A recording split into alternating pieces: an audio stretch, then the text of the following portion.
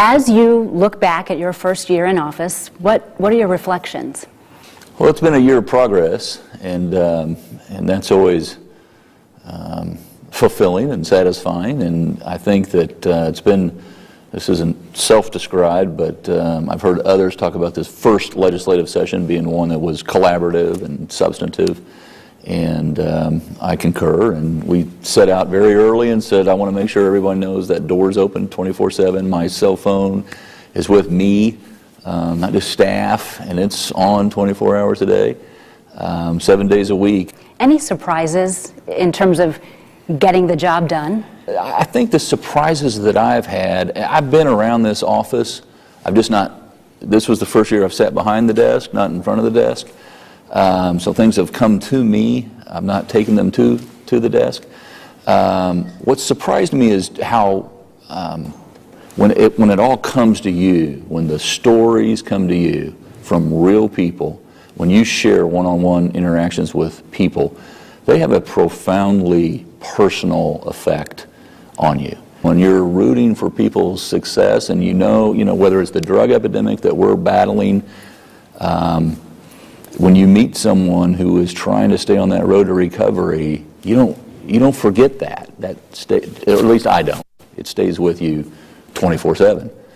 So that's been the biggest adjustment and what, quite honestly, is what I lose sleep over. Let's go on and talk about the drug epidemic. I know that is something that you're very actively tackling. What kind of plan do you have in place for that? We are, this is an all hands on deck, and when I say that I mean local, state, federal, nonprofits, the business community, our courts, our jails, our hospitals, all have to come together. And so this is occurring all over the country, and with just the sheer volume and number of prescriptions, it was projected that there were about 230 plus million prescriptions dispensed last year. So enough for every adult for 30 days. So it's like this huge funnel. And so we have to do everything we can to dial that back. And we have to do all we can to crack down on the enforcement, to raise the level of penalty for folks. We're sitting here at the crossroads of America. Good for legal commerce, also happens to be good for illegal commerce. So we have to do all we can, not rhetorically, but to send a message, a real message that not here.